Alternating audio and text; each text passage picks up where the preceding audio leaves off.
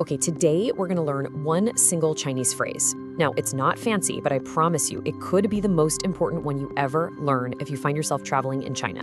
And stick with me, because by the end of this quick explainer, there is no way you're gonna forget it.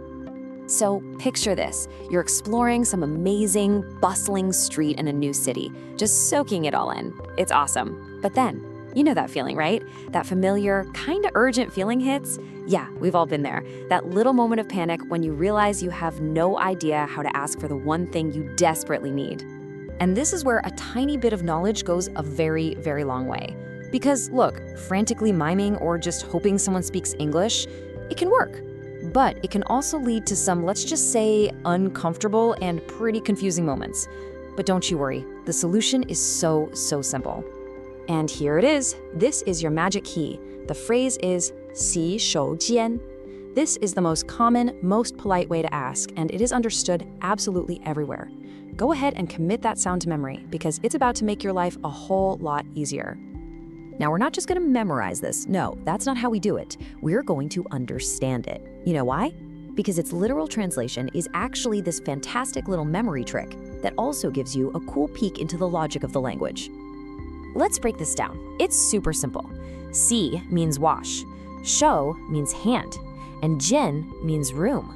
So when you're asking for the 洗手间, you are literally asking for the wash hand room. How cool is that? It just makes perfect sense. And that awesome logic makes it so much easier to remember than just some random sound. Wash, hand, room, you got it. Okay, so you know the words, you know what they mean. But how do you actually use this out in the wild? Do you have to build some long, perfectly grammatical sentence? Nope, absolutely not. The reality is much simpler than that. And here's the best part. All you need is that one phrase.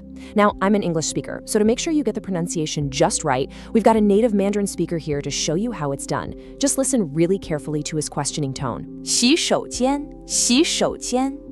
And that is it. Seriously, that's the whole thing. You just walk up to someone, make a little eye contact, and say, 洗手间, with that upward inflection at the end, just like you're asking any other question. They will get it immediately and will almost always just point you in the right direction. No complicated grammar needed.